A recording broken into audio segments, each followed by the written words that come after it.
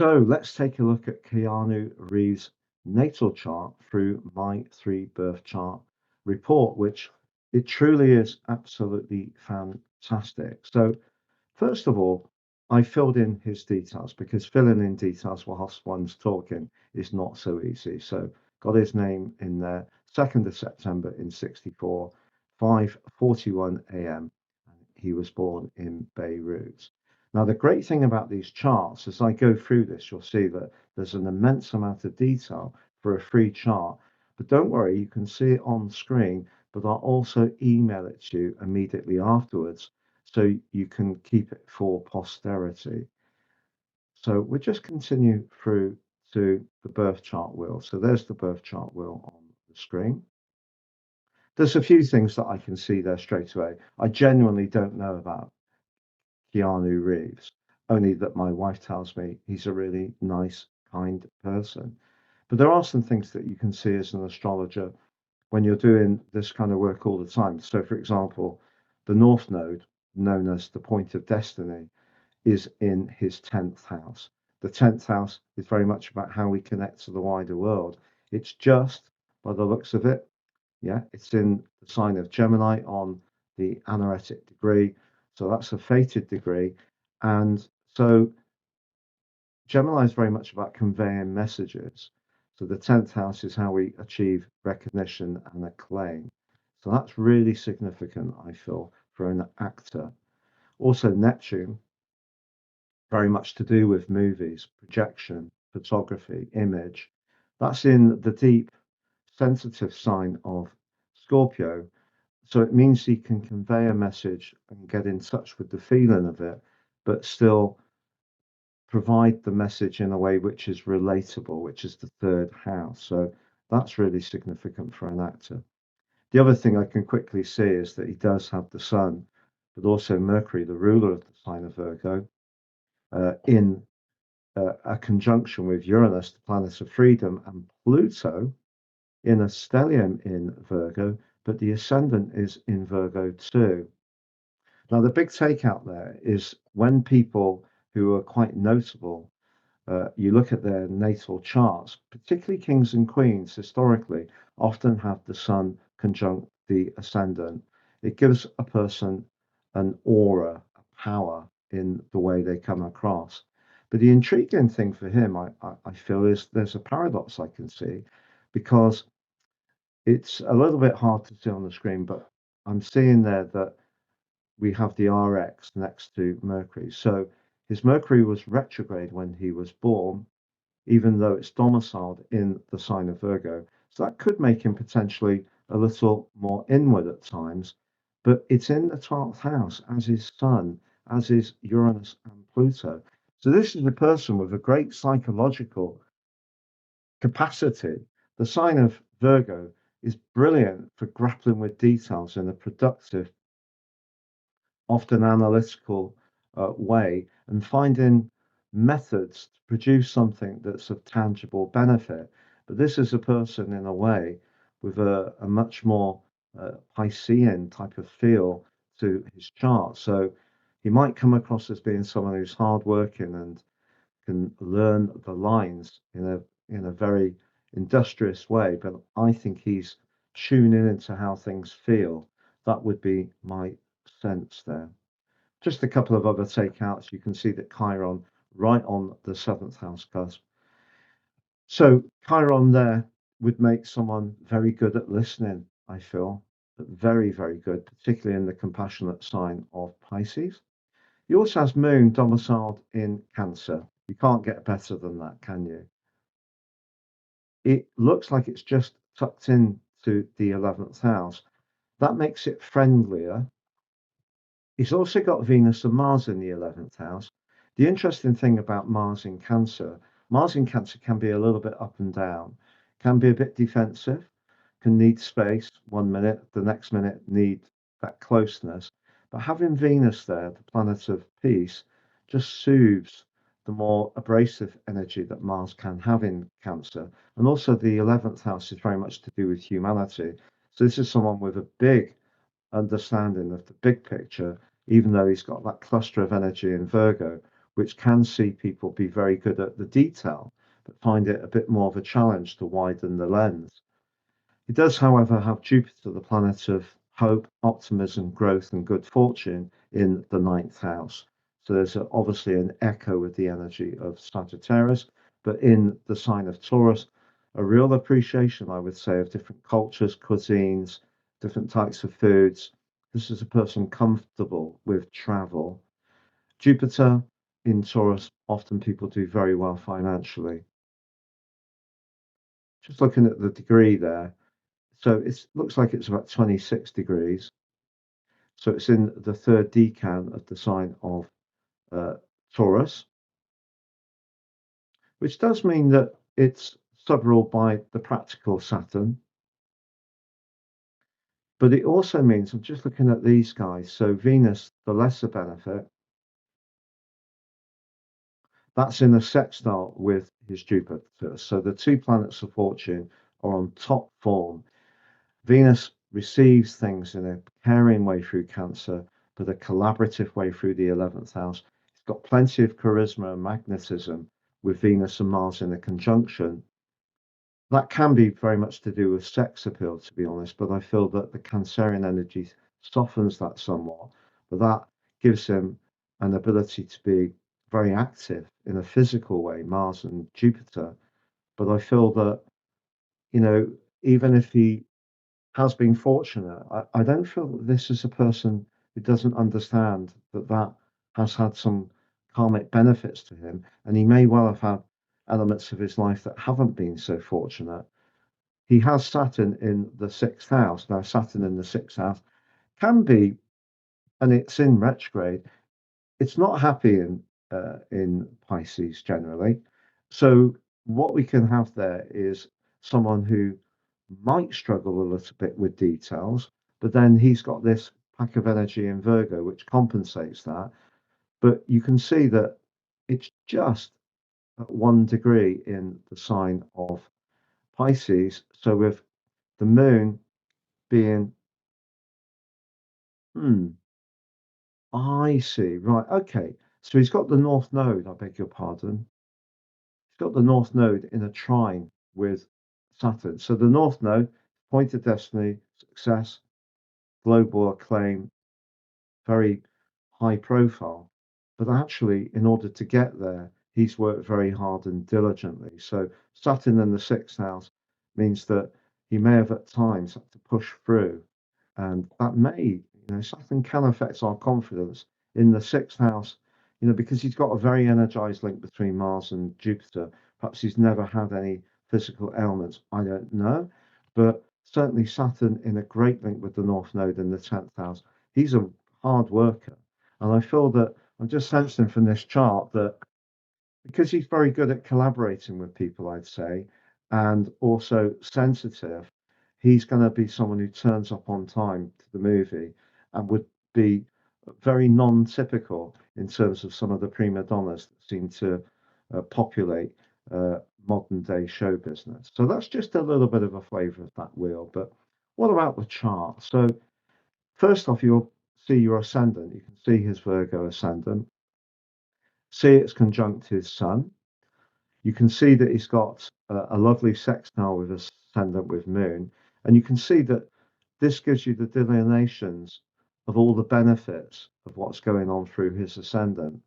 So that's really, really very helpful. There's the extreme individuality, the Uranus ascendant conjunction, and I feel the need for space.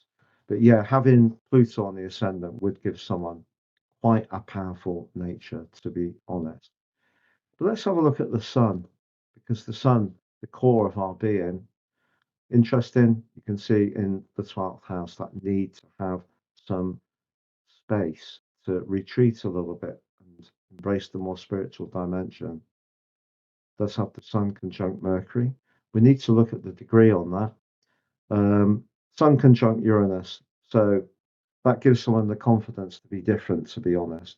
Sun conjunct Pluto, well, that does create intensity, but it's better to have the conjunction than, say, an opposition, which can be very dominating, a might is right type personality.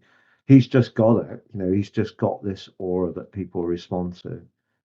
So we've looked at the ascendant, we've looked at the sun. What about the moon? So the moon in Cancer. And you can see it's in the 11th house, which is very much to do with idealism, hopes, and wishes. It's going above the material plane.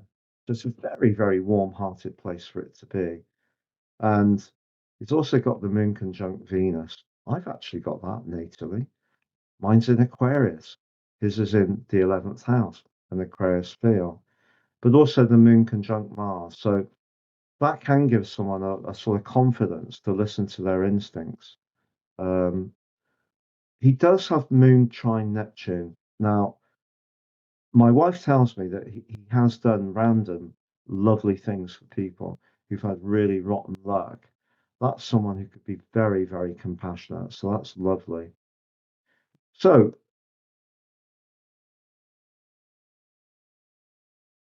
gives you a little bit of a flavor of all the different meanings behind the different planets. Let's have a look at the planetary positions because I'm intrigued to know about that Mercury. There it goes. It was retrograde. It is in the 12th house. Look, 9:58 and his sun 9:42. Anything less than 17 minutes is a Cazimi. It's an inferior conjunction because it was when Mercury was in retrograde. But that gives him tremendous power. So I feel that when he reads a script, he can absorb the detail, but I feel he absorbs the story, the message, because of the 12th house in a very instinctive way. That's really, really lovely. There's that lovely conjunction between the position of Venus and Mars, the sex appeal. And look, there is the luck. So he's got Jupiter at 25:52, and we've got Venus at 23:54. So that's just under 24. It's nearly 26. So 2 degrees apart from being an exact sextile. You can't really get much better than that. That's stunning. And with Mars in the mix, that gives him confidence.